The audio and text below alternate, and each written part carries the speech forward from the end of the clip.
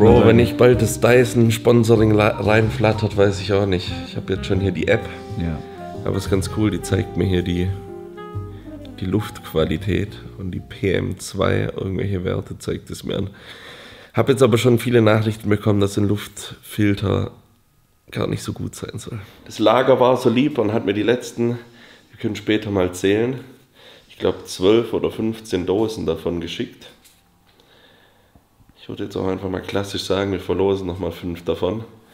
Ich mache immer diese Versprechen, die noch nicht mal abgesegnet sind mit der Firma, aber... Muss schon gehen. Ja, muss schon gehen. Ey, aber ich bin jetzt so, Mann, ey, du strahlst so.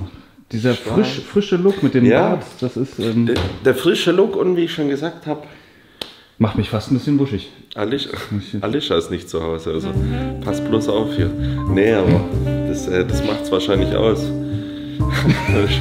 Ja, aber wenn Alicia nicht da ist, wer soll die Kaffeemaschine bedienen? Ja, das finden wir jetzt gemeinsam raus. Also, was ich auf jeden Fall schon kann, ist ein Espresso machen.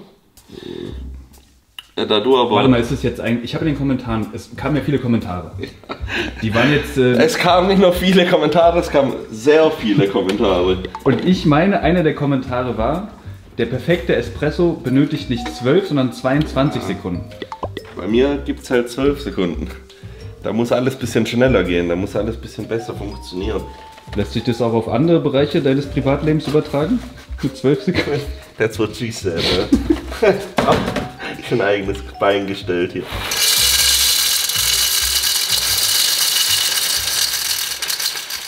Wie sagt man, ölig und feucht müssen die sein. Die sind jetzt absolut trocken, wie der Rasen draußen, den ich gestern gemäht habe.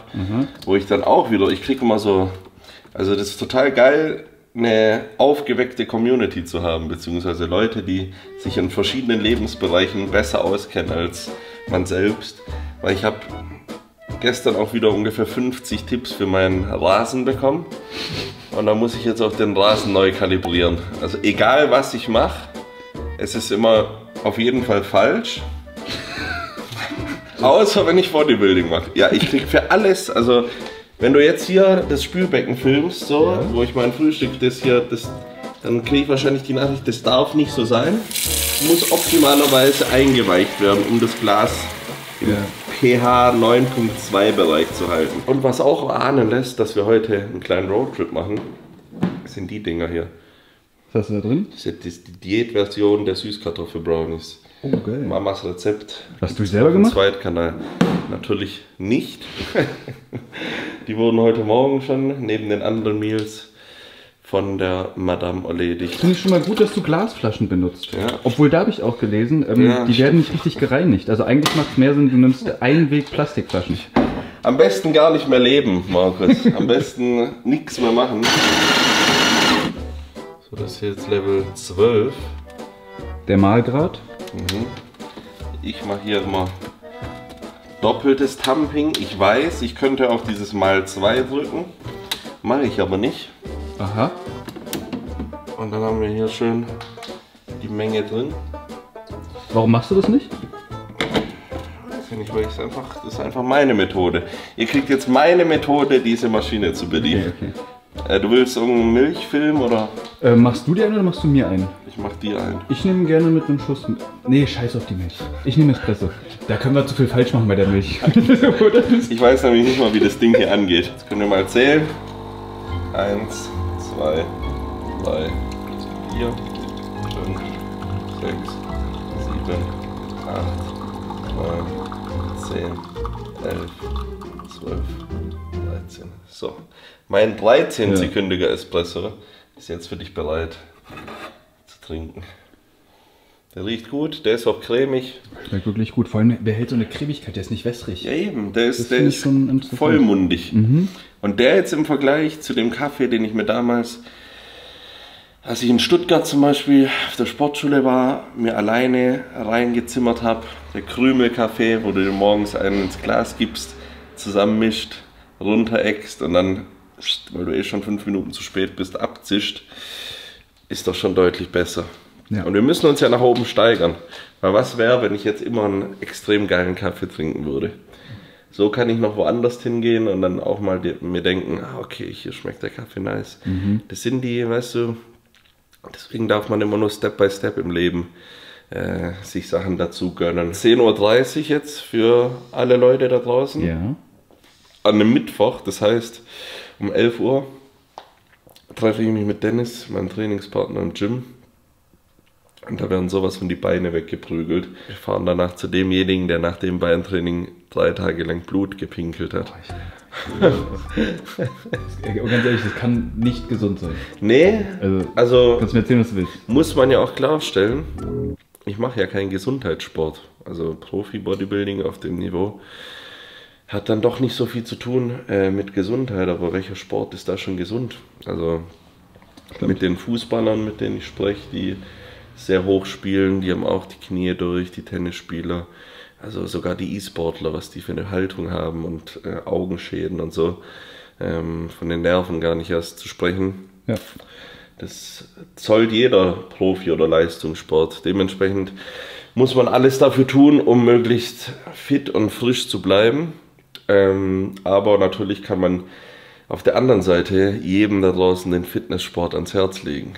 Die gesunde Ernährung und ja, ihr müsst jetzt nicht Beine trainieren bei 33 Grad, bis ihr hinten überkippt, aber so ein gewisses Maß an Sport, jeden Tag seine 7.000 bis 10.000 Schritte oder Cardio zu machen, also da soll mich erstmal jemand davon überzeugen, dass es schädlich ist.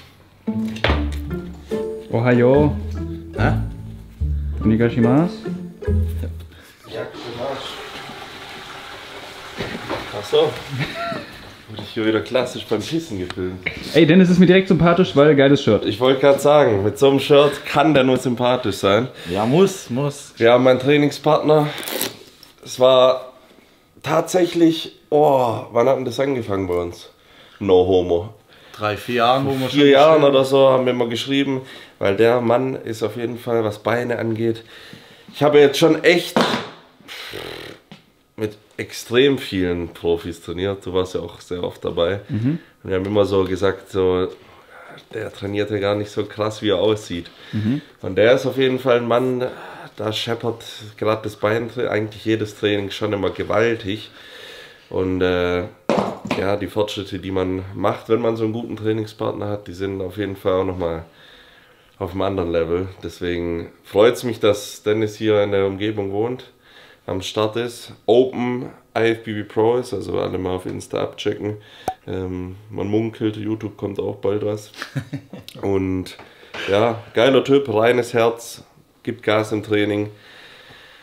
Hält's Maul, wenn man's Maul halten muss, redet, wenn man reden muss, zieht mich aus der Scheiße, ich ziehe ihn aus der Scheiße so und das ergänzt sich mega, weil ihr wisst, letzte Vorbereitung hatte ich gar keinen Drive, weil ich alleine in einem Leben gelebt habe, wo ich, also nicht alleine jetzt, aber Alicia kann da jetzt auch nicht so viel machen im Training. Aber jetzt haben wir einen guten Vorbereitungspartner gefunden, mit dem ich hier auf jeden Fall meine Supplements teile und wir gemeinsam die Trainings auseinandernehmen. So schaut's aus. Und was ich noch sagen muss ist, wir ergänzen uns ganz gut. Urs bringt mir andere Sachen bei. Ja. Hat mir auch schon trainingstechnisch beigebracht, aber der bringt mir sehr viel mentale Sachen bei, wo ich noch nicht so stabil jetzt bin, wo er schon durchgemacht hat. Ich habe schon so viele Verletzungen gehabt, er hat nie eine gehabt. Ja. War letztes Beintraining, war schon so, wollte auch so, scheiße Mann, das tut weh, wir müssen aufhören. Ich so, nee, wir finden einen Weg drum rum zu trainieren. Und er ist richtig hinterher bei mir beim Essen, weil alle, wo mich kennen, bei mir liegt es nur am Essen. Der Mann kann gar nichts essen, aber das ändern wir. Und es liegt bei mir nur am Essen. Und jetzt war ich 6 Monate, wie lange war ich weg? 6 Monate? Ja, schon. So 6 Monate war ich komplett raus. Aber wir starten das Comeback und Ziel ist Olympia-Qualifikation. Ja, was sonst? 100%. Erstmal die Offseason, die über die 130 kommen in einer guten Form. Ja. Und natürlich die Haare hier oben wurden auch gemacht in den letzten 6 Monaten. Die Haarlinie, weil die muss aufpassen. Sponsored bei Istanbul. Und man weiß schon immer, wenn Dennis mit 2 blauen Powerades kommt, dann heißt es auf jeden Fall wieder, das Beintraining wird asozial, weil der wird dann wieder bis 17 Uhr gefühlt keinen Hunger haben. Und dann muss ich dem 6. Mal schreiben, Junge, ess was, Junge, ess was, Junge, ess was. Und dann kommt, hab jetzt 100 Gramm Reis gegessen. Wir klatschen uns jetzt einen Booster rein. Wie gesagt, ich habe da noch ein paar Dosen. Du kannst ja auch eine rausnehmen. Aber die anderen verlosen wir, 5 Stück. Und ja, dann geht's los. Wir behalten es heute auch bei. Wieder ein bisschen Vogelperspektive, konzentriertes Beintraining, abreißen und ja, gucken, wie es läuft. Heute Frontkniebeuge.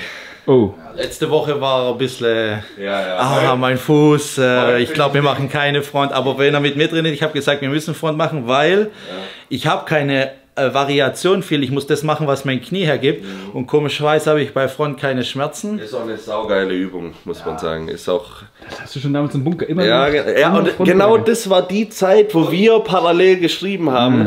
Und es war immer so, hey, wenn ich meine Mom besuche, dann müssen wir mal zusammen Beine trainieren. Ja, wir haben jeden Tag eigentlich miteinander geschrieben so und das war geil so. Der hat Video gemacht mit 4 Platten, habe ich gemacht, ich habe 5, dann hat er gesagt, dicker 5, dann hat er im zweiten Training hat er 5 gemacht, jetzt nimmt er fast auch 5, ich kann aber gerade noch nicht 5, das ist richtig geil, so wie es gerade ist und mich pusht es, dass er gerade im Moment so stärker und mehr nimmt wie ich, aber wir haben schon gesagt, wir müssen aufpassen, dass wir nicht in so einen Kraftscheißdreck reinkommen, weil wir müssen uns nicht beweisen, wir haben gute Beine, das sind nicht unsere Schwächen. Sondern liebe Grüße an Martina Olisch, die uns da beiden immer auf den Deckel haut. Also Top-Frau, die auch sagt, ey, die Beine sind gut, Jungs, macht da euer Training und macht's vernünftig, aber macht keinen Scheiß, weil wir haben andere Schwachstellen, die wir hochbringen müssen. Dementsprechend, ja, wir lieben es aber einfach, Beine zu trainieren und es muss auch sein, ich denke so, wir haben viel über Spaß und so in den letzten Videos geredet und Spaß im Training. Und das habe ich einfach gemerkt, ist noch viel wichtiger. Das Trainingsbuch tatsächlich habe ich jetzt auch weggeschmissen, beziehungsweise beiseite gelegt. Weil ich mir einfach denke, wenn man so einen geilen Trainingspartner hat und man macht dann irgendwie Bankdrücken und auf dem Buch steht 200 Kilo mal 7 und du drückst 7 raus und dann ist der Dennis da und hat nur die Hände dran und du machst dann irgendwie 9.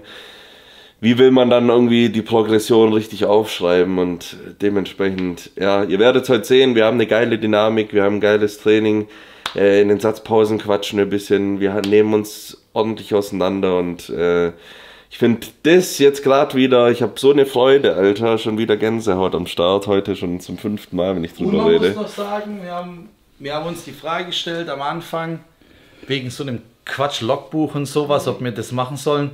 Dann habe ich so zu ihm gesagt, Mann, nee, Mann, wir erzwingen so schlimme Wiederholungen, da macht ein Logbuch gar keinen Sinn mehr, so arg, wie wir ins Versagen trainieren. Und dann haben wir schon gesagt, okay, wir sagen eine Zahl, was wir sicher machen müssen und die andere Zahl, wie viel wir ins Versagen rein trainieren, lassen wir immer offen. Das ist auch extrem intuitiv. Ja. Aber jede Einheit bisher, die wir zusammen gemacht haben, ohne Flachs, haben wir zu so einer Einheit gemacht, die richtig gescheppert hat.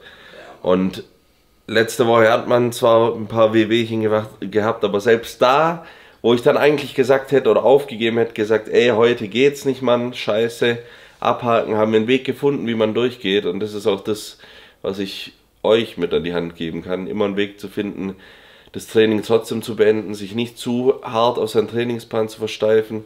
Wenn man jetzt die ersten 2, 3 Jahre trainiert, dann ja, dann sollte man genau das machen, was auf dem Plan steht und das abarbeiten. Aber irgendwann auch mal auf die Intuition zu hören, auch mal sich selbst zu vertrauen, ganz wichtig.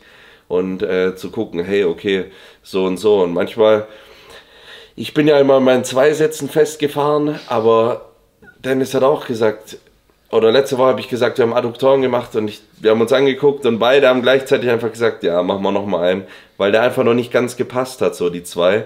Auf der anderen Seite haben wir vor 14 Tagen oder 3 Wochen Frontkniebeugen gemacht, wo wir uns mit einem Satz so aus dem Leben gescheppert haben. Hart gesagt war das Beintraining danach durch, also das war der eine Satz. Ihr werdet heute merken, ja. Das war der eine Satz, da sage ich zu dem, so, wie willst du den jetzt toppen? Ja, mit genau. einem Back-Off-Satz? Ja. Da habe ich gesagt, spar dir die Kraft, mach eine Pendelung. Eben, welchen Reiz macht man da so, aber wie gesagt, viel Gefachsimpel jetzt. Wir gehen rein ins Training, davor wird geboostert. Wenn ihr Booster ausprobieren wollt oder jetzt bei der Aktion sparen wollt, mit Code Polacco, könnt ihr das immer machen. Beste Rabatte sichern und Ende des Monats gibt es eine, wie ich gehört habe, richtig fette Aktion bei GSN. Dementsprechend läuft die jetzt entweder schon oder aber Wenn nicht, läuft gerade die Probenaktion. Da könnt ihr euch mal durchs ganze Sortiment durchprobieren. Alle Geschmäcker austesten, weil wir haben die geilsten Geschmäcker. Das kann man auf jeden Fall uns auf die Fahne schreiben. Deswegen da ausprobieren und dann Ende des Monats richtig bestellen. Und für alle, die bestellen jetzt, können gerne unter eingeblendeter E-Mail eine Bestellbestätigung schicken und dann eins von den 5 Olympia-Boostern, die noch am Start sind, gewinnen. So sieht's aus. Leg mal los.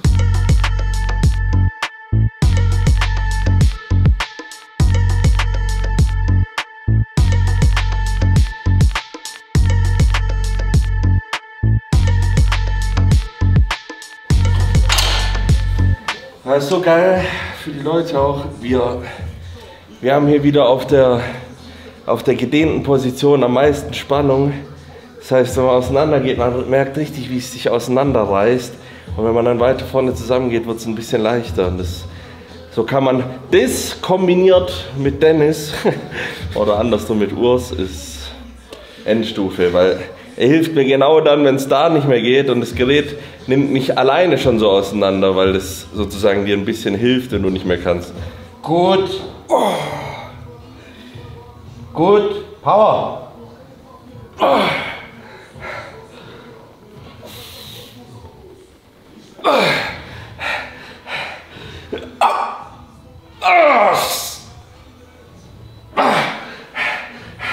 Okay. Ja, das ist. Ja, der war besser als letztes Mal. Irgendwie heute schon besser, gell? Ja. Wieder so, ich weiß nicht, ich habe schon die ersten 2 Sätze irgendwie besser. Aber frag mich jetzt nicht, warum besser. 100%. Ich glaube, weil wir ein bisschen mehr Dehnung auch erlauben. Und dadurch einfach. Ich weiß warum. Weil du letztes Mal gesagt hast, dehn mehr auf, dann läuft mehr Blut rein. Glaubst du? Und nee, das stimmt so, weil jetzt kommt der Pump auch schon direkt. Und das habe ich letztes Mal nicht so gemacht, dann dachte ich, komm, ich will viel Gewicht bewegen und habe dann so 80% gemacht. Nicht den Spagat nicht nach den außen, wo man Ding. weil dann dieses initiale reinschieben auf, geht schon. Und rein, komm, auf, ja, geht schon. Easy. Schub, komm. Eine noch. Auf, ich bin da. Komm rein. Yeah. Komm. Okay. Sehr gut. ein. Aua! Aua! Okay. Oh. Ja, finish. Weiter. Geht, ich bin da. Komm. Ja, 2 noch. Und weiter. Auf. Ja. Easy. Komm, jetzt zählt's. Auf und noch eine. Ist schon was drin. Komm. Letzte. Volldampf. Zug. Sehr gut. Das ist so geil, das ist wie so ein eigener Planet hier. Seit die Fenster milchig sind, hat man so gar keine Ablenkung. Me versus the weight. Das muss man vielleicht mal runter machen, bevor der Weintag ist, alles, damit es nicht so warm wird. Ja, oder wir holen so einen Fan. Stimmt, da kommt schon Wärme rein. Mhm. So ein Propeller, weißt du? Ich für meinen Teil, ich habe es ja gesagt, ich glaube, ich bin irgendwann, irgendein Chromosom von mir wohnt in Texas, Alter. So, du magst voll, gell? in Kuwait, also selbst die Araber haben zu mir gesagt, was ist denn bei dir falsch? Weil ich saß vorm Oxygen Gym, so draußen vor dem Training, bei 52 Grad. Und du bist Pole, Alter, und ich bin halber Kanake, Alter, bei mir ist Ja es nicht eben, so, und ich Alter. saß draußen, hab mich so grillen lassen und die dachten sich auch, was ist denn mit dir falsch, Alter? Lustigerweise sind Beuger immer die Muskeln, die so schnell reißen bei den Leuten, gell? Oh, sag's doch jetzt nicht. Nee. Was machst Der Dennis, der kann wenn wir so ein Freundschaftstagebuch hätten mit einer Spalte drin, deine Verletzungen, wäre das Ding so lang beim Dennis. Ja, lass ich doch. Aber trotzdem muss man ganz klar sagen, richtig geiler Dude dafür, dass der den Kopf nicht in den Sand steckt und immer noch Wege findet und durchzieht. Also kenne ich wenige andere, die viele lassen sich da. Also der Roman ist auch so einer, der findet dann immer Wege irgendwie noch zu machen. Aber der Dennis, der ja, hat da echt eine Historie, wo ich weiß nicht, ich vielleicht schon gesagt hätte, ey, muss gut sein, aber ist geil. Jetzt. Geil.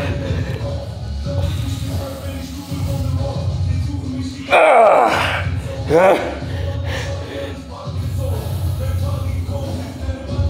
Okay. Oh. Oh. Komm hoch. Ich bin da. Ja, langsam runter. Komm. Ja, ich bin da. Auf 2 noch. Ja. An die letzte, komm. Hoch, hoch, hoch. Ja, geht doch, Alter. Denk an die Details.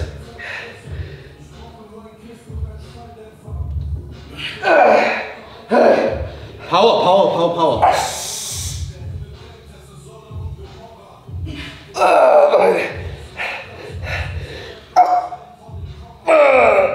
Okay. Geiler Satz. Boah. Der war besser wie der davor. Der war's. Der war besser. Oh. 7. Ja, komm. 8. Komm. Auf. Hoch. 2 noch. Eine geht. Langsam. Wow. Wow. Perfekt.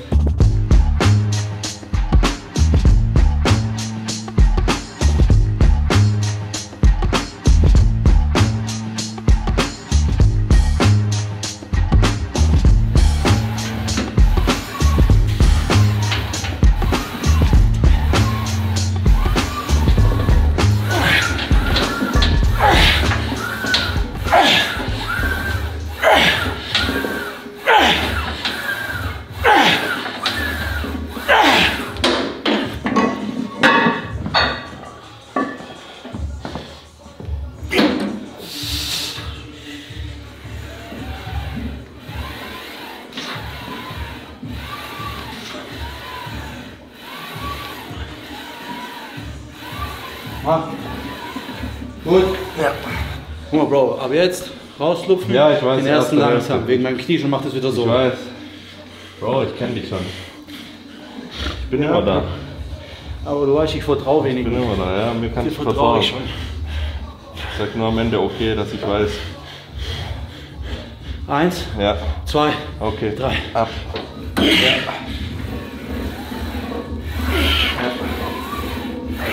Sehr gut. Sehr gut. Jawohl. Ja. Okay. Was mache ich, 180 oder 200 direkt? Frage an mich oder wie ich dich einschätze heute? Oder 180 reinfühlen und dann gucken. 2 Stück. Ja. Schon, oder? Ja. Aber man muss aber den Leuten nochmal, um die Leute abzuholen, Frontkniebeugen sind nochmal was ganz anderes als normale auf dem Rücken. Weil da kann 10 Kilo können dich da schon sowas von zentrieren und runter betonieren. Weil du hältst alles vorne auf deinen Schultern. Also du hast nochmal eine geile Core-Spannung auch. Deine Mittelpartie trainierst du dadurch auch im positiven Sinne, weil man immer auch die inneren Bauchmuskeln anspannen muss. Und hat so eine krasse Übertragung auf die Beine. Kann mir jetzt auch jeder Wissenschaftler erzählen, was er will, aber Frontkniebeugen sind, also nicht umsonst hat ja auch ein Ronny Rockel solche Beine, weil der 220 Kilo Front Squats gemacht hat in so einer schönen Ausführung. Hat, weiß, wie schwer 220 in Front sind. Das weiß ich, das weißt du. Und die wollen immer sagen, ja, aber Frontkniebeugen verfehlt den eigentlichen Sinn der Übung. Ich kann das hier nicht halten, da mache ich lieber Pendulum Squat, um mehr mein Quad zu treffen. Wenn man die richtig tief macht, ist das vordere Bein drin wie bei keiner anderen Übung. Das glaube ich nicht. Weißt du, warum die das nicht machen? Weil es Muschis sind. Weil es dir halt echt die Luft wegdrückt und das echt nicht so angenehm ist, wenn das auf deinem Schulter geht. Deswegen ein guter Move, der hat halt einen Hoodie an. Ja. Hab ich dummerweise daheim vergessen. Habe ich halt hier ein paar Blessuren die Tage, aber... Brauchen wir ein paar Miracle Bear Hoodies langsam mal. Ja, die kommen jetzt an. Also, die Bestellung für dich ist schon raus. Auch bitte 4XXL und so, gell? Ja, Nichts Enges. So wie ich auch. Ja. Klar, Digga. Wenn du aber merkst wirklich so, 2 fühlen sich schwer an, Ja, dann geh auf 8 bis 10 Wiederholungen. Beide waren erschreckend gut davor. Ich bin schon fast auf die Idee gekommen, wieder das zu machen.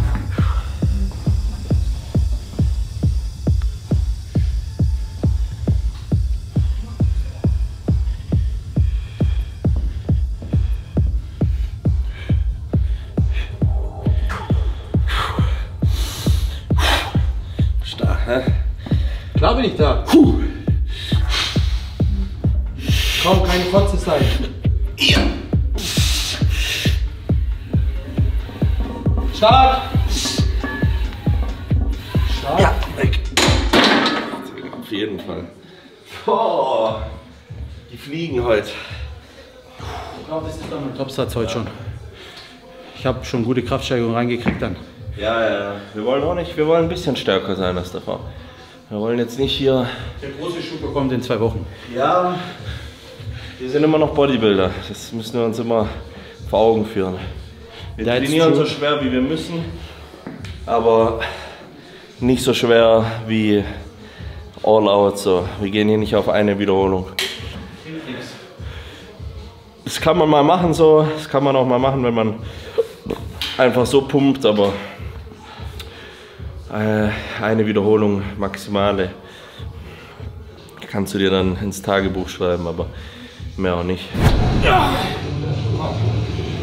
Auf. Ja. Geht. Hoch. Ja. Komm. Auf. Ja. Weiter. Schub. Ja. Komm. Auf. Hoch. Hier noch eine. Hoch. Okay. Ja. 1, 2, 3. Ja. Schub. Gut! Gut! Gut! Power! Dabei!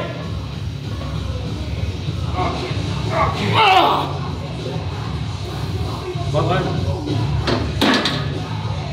War richtig gut. Aber wie ich gesagt habe, du hast zwei 4 Scheiben und eine 10er letztes Mal. Ja. 4 Scheiben und eine 15er. Und du merkst, es sind nur 5 Kilo. 5 Kilo, aber bei Front ist das wie... brutal. Ich weiß nicht. Okay, vielleicht richtig stark. Ja, Leon vielleicht, ja. Der wird 6 machen, glaube ich, schon. Ja, der macht er auf jeden Fall. Aber ich sag so, 520er Easy Beugen, wie wir mal gemacht haben, das geht nicht. Nee. So leicht. Aber brutaler Satz gewesen. Das war auch gerade mein Best Time ever. Ja? Ja, ich bin nur bis... Wir haben 200 zusammen abgefilmt. Ist dann vorne runtergekippt. Ah, ich kenne das. Du hast nach vorne dann so mit Stopper fallen lassen, ja, gell? Genau. Es ging dann nicht mehr. Auf 6 Wiederholungen. Und jetzt mal so eine blöde Frage. Wie willst du jetzt den Satz toppen? Ja. Willst du jetzt einen Backoff machen mit 140 für einen anderen Reiz? Nee, schwierig. Dann mach lieber hier noch einen brutal. Ja, 100%. Der hat heute gesessen. Hätte ich den jetzt abgekackt, dann hätte ich einen Backoff gemacht. Und so sieht vernünftiges Training aus. Es war jetzt auch nicht so, dass es... Wir haben auch nichts riskiert. Riskant wäre es jetzt mit 5 Platten gewesen, weil dann wäre es schon wieder in Richtung 1 bis 3 Wiederholungen gegangen und das ist dumm. Vielleicht mit Ach und Krach 5, mit Ach und Krach, mit allem was du hast, mit Risiko, mit Rücken, mit Arsch und dann mit... Muss ich sagen. Yes. Sehr gut. Ja. Sehr gut. Weiter. Ja. Bombe. Weiter, Bombe. So drin bleiben. Komm, konzentrieren. Bombe.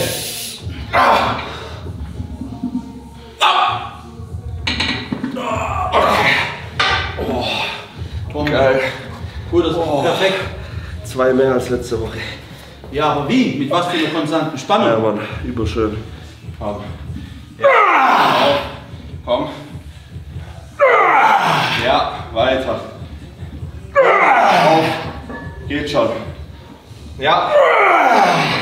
Easy. Ich bin da. Man bleibt in der Spannung. Und hoch. Ja. Geht noch. Und hoch. Eine noch. Komm. Und 4, 5, 3, 2, 1. 9, 8, 7, 6, 5, 4, 3, 2, 1. 8, 7, 6, 5, 4, 3, 2, 1. 6. Was laberst du, Alter? Ich muss nochmal. 6, 7, 6, 5. Zähl du.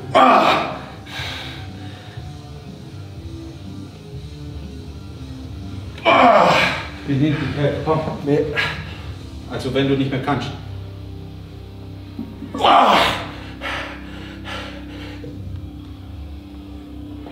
Sehr gut, sehr gut, sehr gut.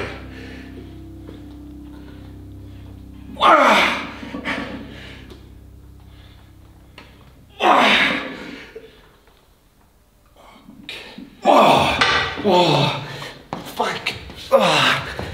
Oh, das war heftiger Bullshit.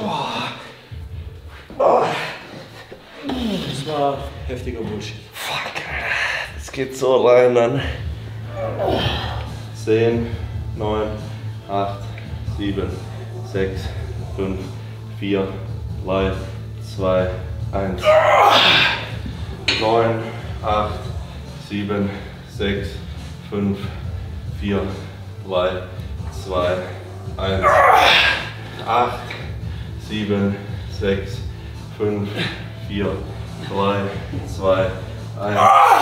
7, 6, 5, 4, 3, 2, 1. 6, 5, 4, 3, 2, 1. 5, 4, 3, 2, 1. 4, 3, 2, 1. 3, 2, 1. 2, 1. Hoch, da auch noch eine. 1, 1. Hoch. Du Arschloch, du blödes Arschloch. Okay. Das geht so über. Der Sitz ist hier ein bisschen weiter hinten, ne? Und man ist mit dem Arsch nicht hinten drin, sondern ein bisschen hier durchgestreckt in der Hüfte und macht dann hier die Wiederholung und kann mir jetzt wieder erzählen, der eine oder andere,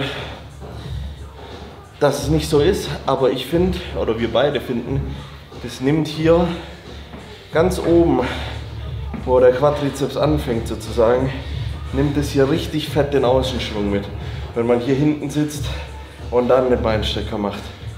Und ja, davon machen wir 3 Sätze, denke ich mal.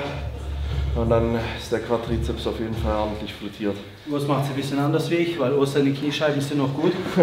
Ich muss ein bisschen um den Knorpelschaden rumtrainieren. Ich mach's ähnlich wie du, du machst noch ein bisschen extremer. Ich lasse so einen richtigen Schleifpunkt so kurz. Ja. Also sieht man mal wieder, wie man jedes Gerät eigentlich nochmal individuell machen kann. Das sehen wir auch gleich beim Beinbeuger im Sitzen. Gibt's wieder. Das ist wie beim Rücken. Das hat ja mittlerweile jeder verstanden, dass man so ziehen kann, eher in den oberen Rücken und mit den Ellenbogen am Körper mehr in den Lat. Also so kannst du theoretisch eine Rudermaschine auf 2 verschiedenen Arten nutzen. Wenn du die Ellenbogen abspreizt oder anziehst. So. Dementsprechend verschiedene Areale. Hier seht ihr auf jeden Fall ein gutes Beispiel, wie die Beine dann aussehen, wenn man das ein paar Jahre macht. Ah, richtig geil.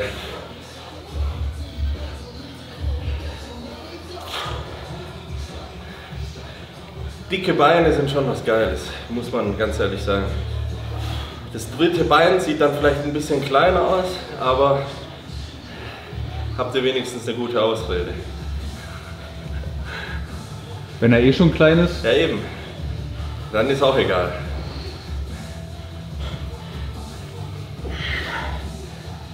Ich finde es cool, dass immer mehr, auch so wenn man Frauen fragt, die auch tatsächlich immer mehr Wert nicht nur aufs dritte Bein legen, sondern auf generell Beine. Ja. Muss ich mal sagen. Also Ladies, gut so. Lasst die Männer nicht dickere Beine haben als ihr, dünnere Beine haben als ihr. Das ist ja ganz... Ich finde auch sowas finde ich ganz schlimm. So richtig gute Beine. Also no Body Shaming hier, aber so, das finde ich, das geht gar nicht, Alter. Ich finde halt auch so, Brust, Bizep hat jeder, aber richtig gute Beine die wenigsten. Oh. Gleichmäßig. Oh, ja genau so.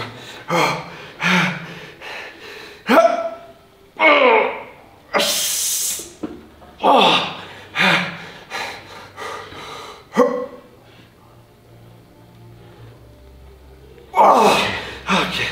Oh, fuck. Das war's.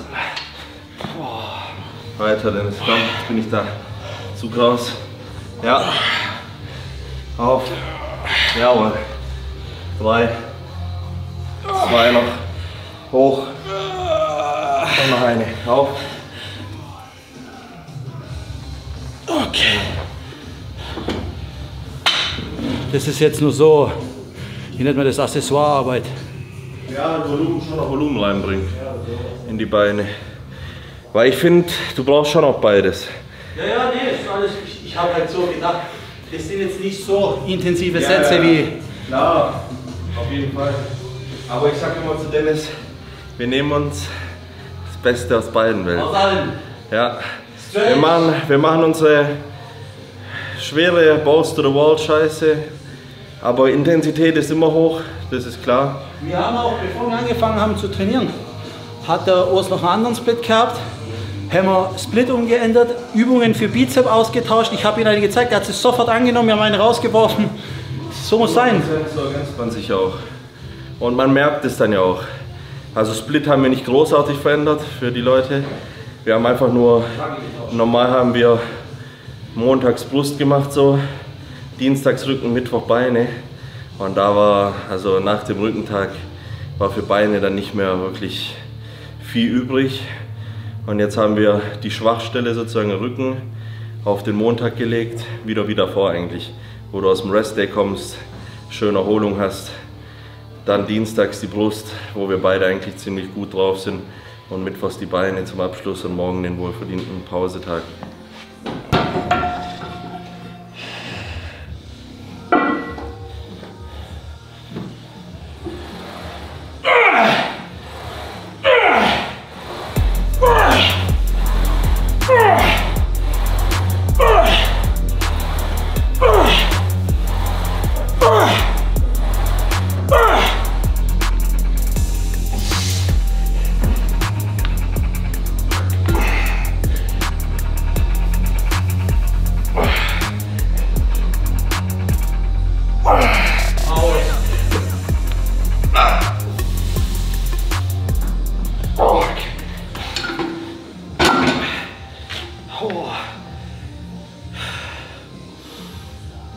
Wie man auch erkennen kann, dass es rum ist, ist, wenn man einen Satz macht und dann zum Beispiel sein Gewicht steigert und dann wirklich der Muskel leer, also zumacht, leer ist.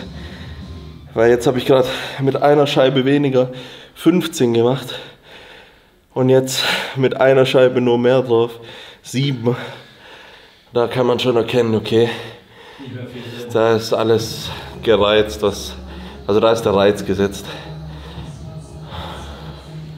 Das ist das Schöne am Intuitiven, wenn man wirklich schon fortgeschritten ist. Aber sowas muss man natürlich, da muss man schon, wie soll ich sagen, wissen, was ein intensives Training ist.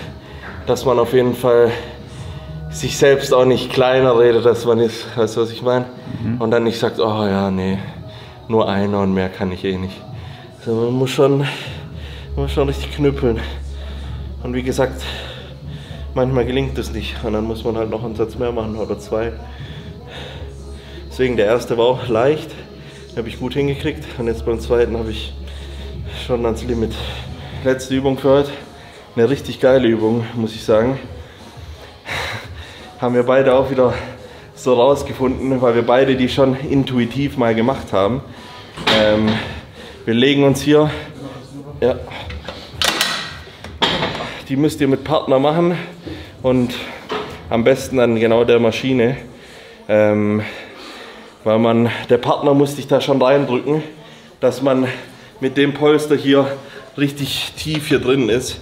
Wenn man es selber reinmacht, kommt man nicht so tief rein. Dementsprechend kann man sich dann nach vorne lehnen und dadurch, dass man hier so Gegendruck hat, ist vorne natürlich viel mehr Spannung in der Dehnung und so hat man auf jeden Fall eine geisteskranke Übung. Fühlt sich ein bisschen an wie gestrecktes Kreuzheben. RDL und ja, genau. Ding in einem. Ist so gestrecktes Kreuzheben, aber man hat dann auch, wenn man nach unten ballert, eine richtig gute Kontraktion drin. Also könnt ihr auf jeden Fall mal ausprobieren. Aber ja, müsst ihr schön auch langsam die Negative machen und oben wirklich die Dehnung spüren. Das ist sehr, sehr wichtig. Gut, Junge.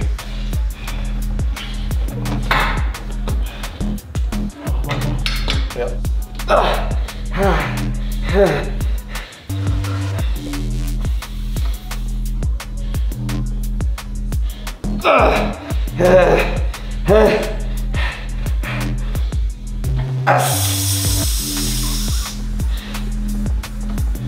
Okay. Oh. Komm. Halt. Noch eine. Ah. Halt. Ja. Negativ! Noch ein, so negativ. Noch ein. Noch ein. Aber. Dagegen halten.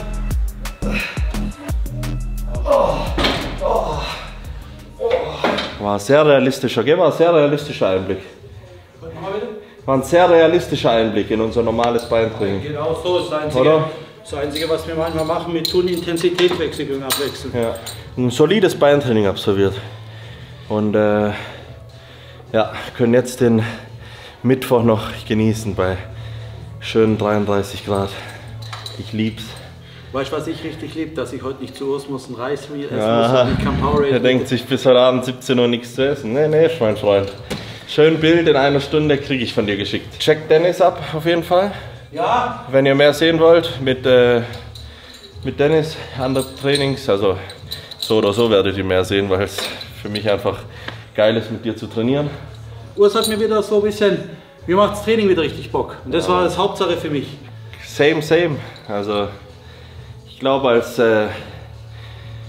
wenn man die gleiche Leidenschaft hat, so, dann kann man sich doch gegenseitig hochziehen. Das ist immer das, was ich auch versuche mit dem YouTube und mit generell meinem Verständnis von dem Sport so zu vermitteln. Weniger so Hate und dummes Gelaber über andere Leute, sondern mehr einfach Zusammenhalt, so im Sinne von auch zusammen trainieren und so. Aber ja, kann man auch nicht mit jedem, gibt genug Fische, so muss man auch nichts verschönern. Du bist kein Schmock, Digga, dich lasse ich gern hier rein.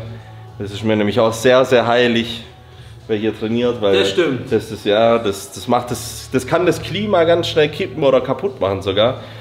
Also nicht umsonst ist die Tafel draußen noch sehr frei. Aber ansonsten, ja Mann. Soll auch nicht zu voll werden, die Tafel. Ja. Dorian Yates rein. Oh, das wird geil. Da trainiere ich mit. Auf jeden Fall. Gut, Leute. Training abgeschlossen. Weiter geht's.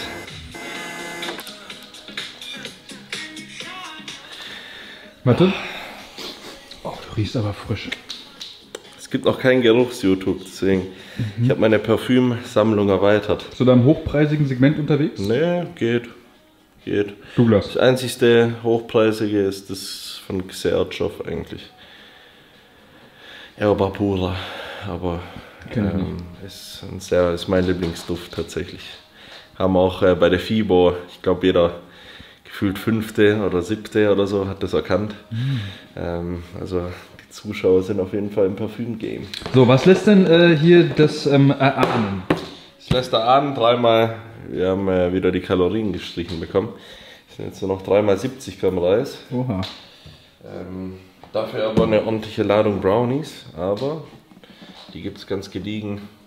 Entweder im Auto oder bei Stefan, aber ich denke im Auto kurz vor Stefan. Zur Vorgeschichte. Du hast ja was gesucht. Genau. Ich habe ja was gesucht dann im letzten Video oder im vorletzten Video, wo wir in der Tierhandlung waren, ist mir der Mann des Vertrauens eingefallen, wenn es um Tiere geht. Und derjenige lebt jetzt auf einem Bauernhof. Wie ihr vielleicht wisst, gibt es auf dem Bauernhof viele Tiere.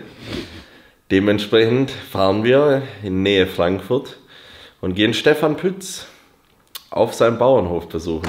Welcher ist jetzt aber neu und welchen kennen wir? Ralf kennst du? Ja. Ich weiß nicht, ob du Arnold schon kennst. Arnold kenne ich. Ja, Arnold klar. ist mein Lieblingshund. Arnold, genau. Tatsächlich. Arnold ist der Beste. Arnold ist super. Arnold widerspiegelt ungefähr mich.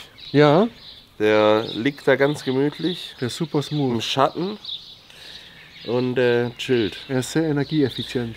Aber wir sind heute auch auf Mission. Ja, was suchst du Das denn? weißt du noch gar nicht, gell? Ja, was suchst du, ein Auto? Ich suche nicht ein Auto. Okay, ich kann dir diesen E36 Da empfehlen. fehlt der wenn du Führerschein noch. möchtest. Okay.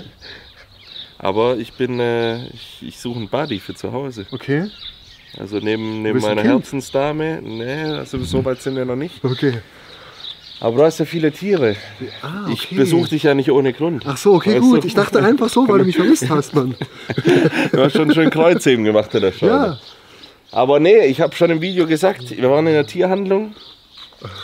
Und ich dachte mir, wer, wenn nicht Stefan, kann mir besser einen Ratschlag geben, welches Tier für mich geeignet ist. ja. Und deswegen müssen wir uns halt Du suchst ein einen paar Hund richtige sozusagen. Tiere. Nee, Ah, kein Hund. also ich suche, das wissen wir noch nicht. Okay. Ob es Hund ist, ob es Schwein ist, ob es Rind ist, Du ob reist es viel, Katze ne? ist, ob es ein Leopard ist oder ob es eine Schlange ist.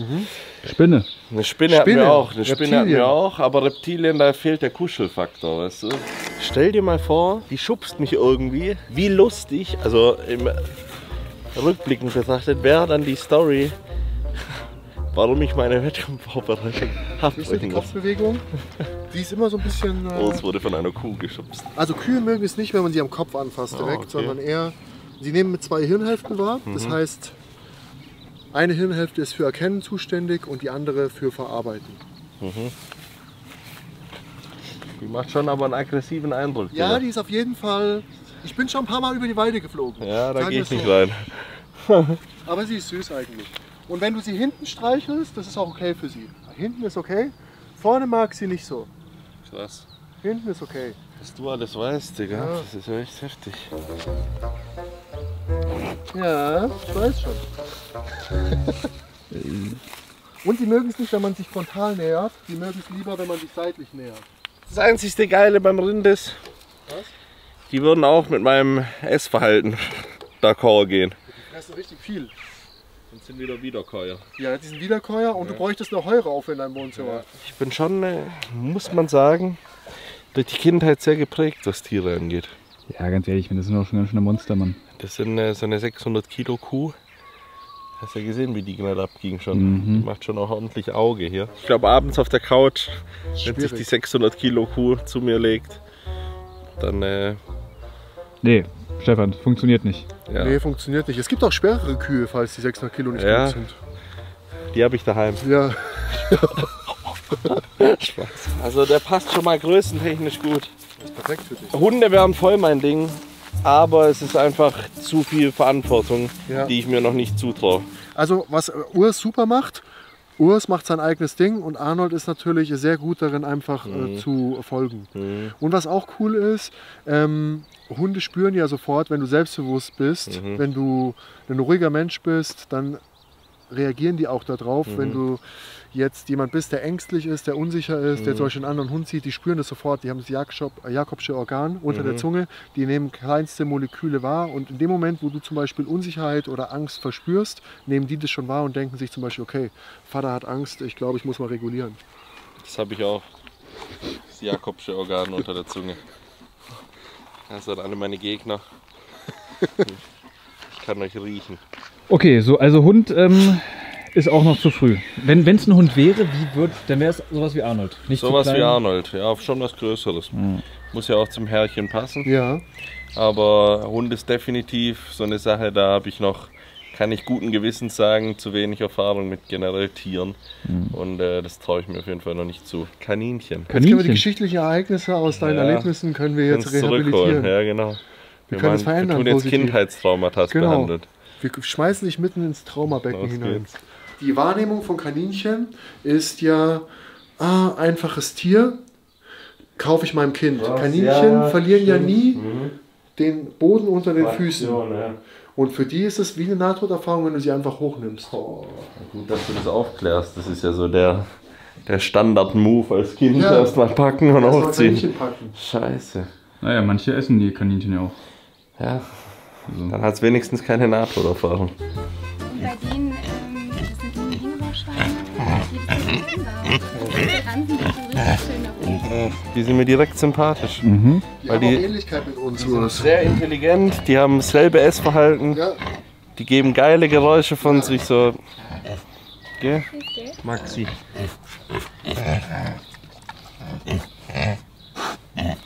Baby. Ich habe unsere neuen Haustiere gefunden. Nein, ich will kein Haustier. Guck, Nee. guck dir an. Nein, das ist ein Schweinchen. Niemals, guck mal an hier. Das ist Maxi hier, den muss man noch eincremen. Ich hab Angst vor dir, weil der weiß, du isst den. Nein. Sag es nicht. Hab ich nicht gehört. Alice, wie läuft das Matcha-Game? Oh, hör mir auf, Alter. Du kannst hier für Ja, die sind halt super smart und sie wissen direkt, wo steht was. Ihr Riechorgan ist so krass ausgeprägt. Also ich glaube, selbst wenn du das einen Meter tief verbuddeln würdest, die Tonne, ja, es würde in 0, nix entdeckt werden. Und hier siehst du zum Beispiel 2 männliche Schweine. Das ist Fabio, der akzeptiert Maxi noch nicht so ganz. Schweine haben eine extreme Sozialstruktur, also extrem komplex, und sie haben auch eine Hierarchie. Das heißt, wenn die Vergesellschaftung von Schweinen ist nicht so einfach. Schweine sind unfassbar sauber, die würden niemals in ihr Schlafgemach machen, wenn man sich Pferde oder Rinder oder so anschaut. Ne? Die kacken da, wo sie schlafen, sogar beim Schlafen und beim Fressen. Schweine bauen sich ein eigenes Klo, ne? Und das Klo von denen ist genau da hinten unterm Haselstrauch. Eins musst du beachten, ein Ich brauche Haus, 4 davon. du brauchst 3 bis 4 davon, weil sie haben eine komplexe Sozialstruktur, sind ultra intelligent, sie brauchen Beschäftigung, ihr Riechorgan muss ausgelastet werden, wir bespielen sie den ganzen Tag mit irgendwelchen Suchspielen, sie haben eine Sule, du bräuchtest eine Sule zu Hause, und was halt auch wichtig, ja, im Wohnzimmer zum Beispiel, dann brauchst du, sie schlafen sehr gerne in Stroh, sie machen jeden Abend ihr Bett, und es ist ein richtiges Ritual, was die machen, und wenn es nicht perfekt passt, Krass. nach 20 Minuten, dann fangen sie wieder von vorne an. Ah, wie geil, wenn das umkippt. Ein dicker Bauch ist. Jawohl. Ui, Warum kippen die so seitlich um? weil die so fett sind. Ja, aber machen die das, um zu chillen, dann einfach so seitlich umkippen? Genießen das einfach dann. Ja. Einfach. Also normalerweise ist es ja ein Zeichen von Vertrauen, dass sie sich hinlegen einfach, weil ich meine, sie können sich ja nur verteidigen, wenn sie auf allen Vieren sind. Also wenn du anschaust, Wildschwein in der freien Wildbahn, keiner legt sich mit einem Wildschwein oder in der Steppe mit einem Warhawk an. Kein Wie willst du dich Tier. eleganter hinlegen, wenn du so einen riesen Bauch hast? Ich meine, dass der einmal zur Seite rollt. Aber du hast dich auch gerade ähnlich Ja, ich hingelegt, bin muss auch ich ähnlich. sagen. Ja. Er ist so gestrandet ein bisschen. 98% der DNA, du weißt doch. 94. Stimmt. Aber vielleicht bei dir 98 sogar und bei mir auch. In freier Wildbahn verbringen Schweine viel Zeit mit der Futtersuche, was evolutionär vorteilhaft war. Ihr Hormonhaushalt, insbesondere das Hormon Leptin, das bei anderen Tieren das Sättigungsgefühl signalisiert, kein funktioniert Leptin. bei Schweinen weniger Ja, das dachte ich effizient. Das führt dazu, dass sie oft weiter fressen, auch wenn sie eigentlich genug Energie aufgenommen haben. Das war von ChatGPT. Überprüfe die Wichtigkeit. Das habe ich auch. Das ist tatsächlich, wenn du ja dein Körperfett drastisch sinkst, dann reguliert sich auch dein Leptin und Grelin um. Und deswegen, wenn du so nach einem Wettkampf oder so wieder anfängst zu essen, da kannst du nicht aufhören. Geil. Also ich sag mal Kuschelfaktor hoch. 10 von 10. Ja. Essverhalten 10 von 10. Aber Haltung schwierig. schwierig. Muss auf jeden Fall umbauen. Also wir brauchen auf jeden Fall einen schweren Presslufthammer bei dir im Wohnzimmer wahrscheinlich, um die Sohle. Eine schöne Sohle rein. Ja. Aber die sind gar nicht, man sagt ja immer Schweine dreckig und so, ist ja gar nicht der Fall. Schweine lieben es warm auf jeden Fall. Und Das passt wie die Faust aufs von Auge. von der Haltungsform, die vorgeschrieben ist, sie brauchen auch eine gewisse Temperatur in ihrem Stall. Und ansonsten, das Stroh wird gewechselt, weil es halt zerfällt. Für ihre Augen ist das nicht so gut, deswegen wird es ab und zu gewechselt, aber ansonsten ist es tippitoppi in Ordnung. Immer, also du findest hier niemals Urin oder Exkremente drin, das würden die nie tun. Krass. Also die nächtigen hier drin? Die nächtigen hier drin und die haben wirklich ein Ritual, dass sie 20 bis 25 Minuten ihren Schlafspot bauen. Und die haben dann auch eine gewisse Anordnung, wie sie aneinander schlafen. Wie viel Uhr gehen die schlafen? Normalerweise, wenn du sie jetzt nicht fütterst, sie sind futtergesteuert. Wenn ich jetzt reinkomme um 1 Uhr nachts, fressen die sofort. Ne? Aber wenn du sie zu Bett bringst, ich bringe sie hier rein, dann legen die sich hin, dann schlafen die. Und wie viel Uhr machst du das? So 9, meistens mit Dunkelheit kommt es. Das ist ja geisteskrank. Deshalb passt der wie die Faust aufs Auge. Ja.